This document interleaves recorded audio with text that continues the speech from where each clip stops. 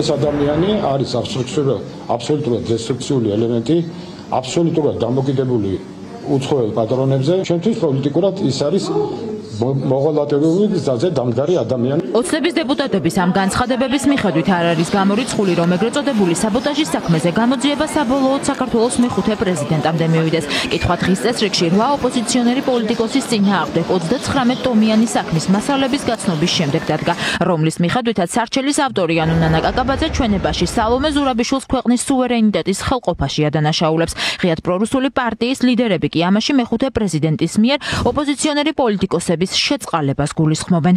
მუშაობთ იმაზე, რომ პირველ რიგში წნეხი ბრიტანეთიდან გაიზარდოს. ბრიტანული სანქციები ძალიან ბევრს აწუხებს. ეხლა დარჩა ორი რამ ახსულება ბრიუსელში ამ ყველაფრის და ასევე გაგრძელება პროტესტების და კიდევ უფრო გაფართოება. ეს კი ოპოზიციის საჯარო განცხადებები არის, გამოც ოცნების პროკურატურა მათ წინააღმდეგ სისხლის სამართლებრივი დევნა დაიწყო.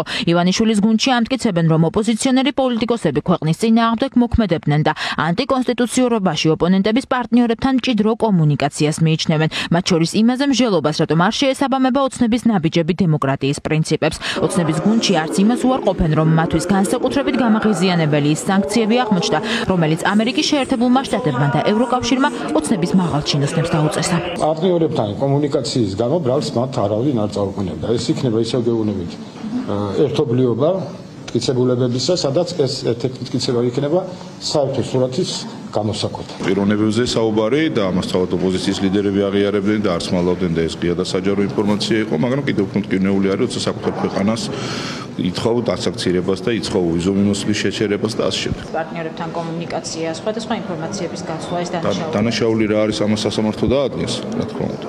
თუმცა საკუთარი ქვეყნის წინააღმდეგ და საკუთარი ხალხის წინააღმდეგ ასეთ საქმეა, რა თქმა უნდა, დანაშაული. ოპოზიციონერი ლიდერების წინააღმდეგ დაწყებულ ეგრეთ წოდებული საბოტაჟის საქმეში ჩვენებები დევს გიორგი გახარიას წინააღმდეგაც. ის სარჩელის ავტორის მხრიდან მოხსენიებულია როგორც გარიდან მართული. ექს-პრემიერის თანაგუნდელები არ გამორიცხავენ, რომ გამოძიება საბოლოოდ პარტიის ლიდერამდეც მივიდეს. ამის თქმის საფუძველს მათ ჩორჩანას და 20 ივნისის საქმეზე მიმდინარე გამოძიებები აძლევთ.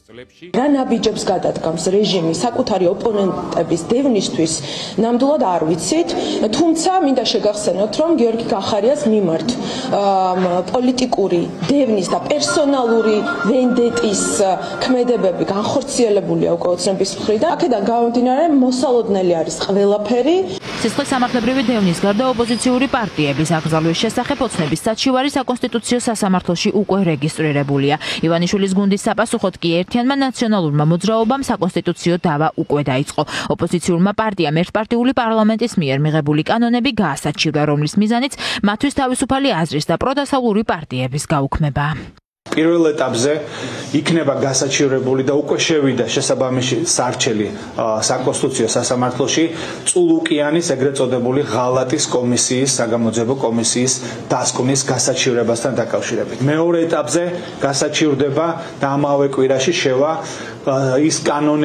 იმ კანონების ანტიკონსტიტუციურობაზე სარჩელები, რომლითაც პრაქტიკულად აუქმებს პარტიებს ქართული ოცნება. მესამე ეტაპი საკუთრივ ქართული ოცნების სარჩელთან დაკავშირებით.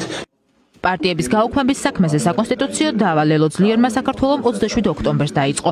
მოთხოვნა ამ შემთხვევაშიც იგივეა, ოცნების კანონმდებლობის ანტიკონსტიტუციურად ცნობა. პარტიის იურისტებმა კი დღეს ხაზარაძე ჯაფარიძის წინააღმდეგ ეგრეთ წოდებული საბოტაჟის საქმეზე თბილისის საქალაქო სასამართლოს გადაწყვეტილება სააპელაციო სასამართლოში გაასაჩივრა.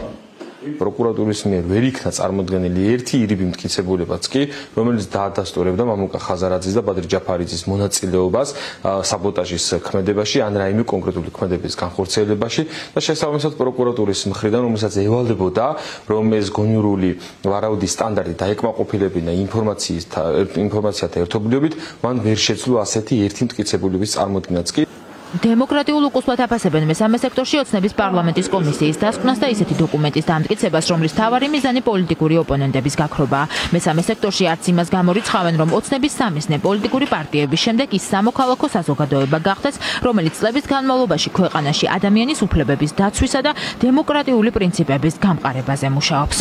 როგორც გამოირკვა საბოლოოდ ეს საპარლამენტო კომისია ეგრეთ წოდებული შეიქმნა იმ მიზნით, რომ საქართველოში დაიხუროს პლურალისტური დემოკრატია, რომ ოპოზიციური პარტიები აიგზალოს და რომ ქართველი ამორჩეველი დარჩეს არჩევანის გარეშე, ასობით ათასი მილიონამდე ქართველი ამორჩეველი დარჩეს არჩევანის გარეშე. ეს არის მიზანი და ამოწანა.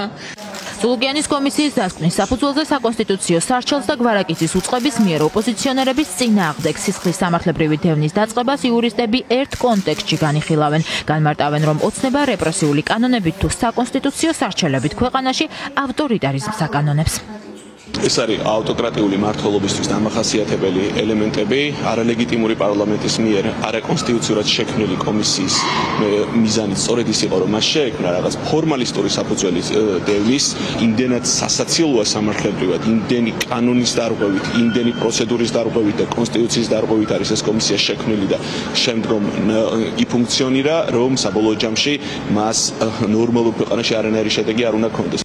პროკურატურამ საბოტაჟის უცხო ქვეყნისთვის მტრულ საქმიანობაში დახმარების ფაქტზე სისხლის სამართლის საქმე 8 ოპოზიციონერი ლიდერის წინააღმდეგ აღძრა. მათგან 6 პოლიტიკოსი უკვე პატიმრობაშია. არ არის გამორიცხული, რომ ამის შემდეგ სისხლის სამართლებრივი დევნა როგორც სალომე ზურაბიშვილის, ასევე მესამე სექტორის წინააღმდეგაც დაიწყოს. საქმის მასალებში კი არ არსებობს პირდაპირი მტკიცებულება, რომელიც ოპოზიციური პარტიების ლიდერების დანაშაულს ადასტურებს.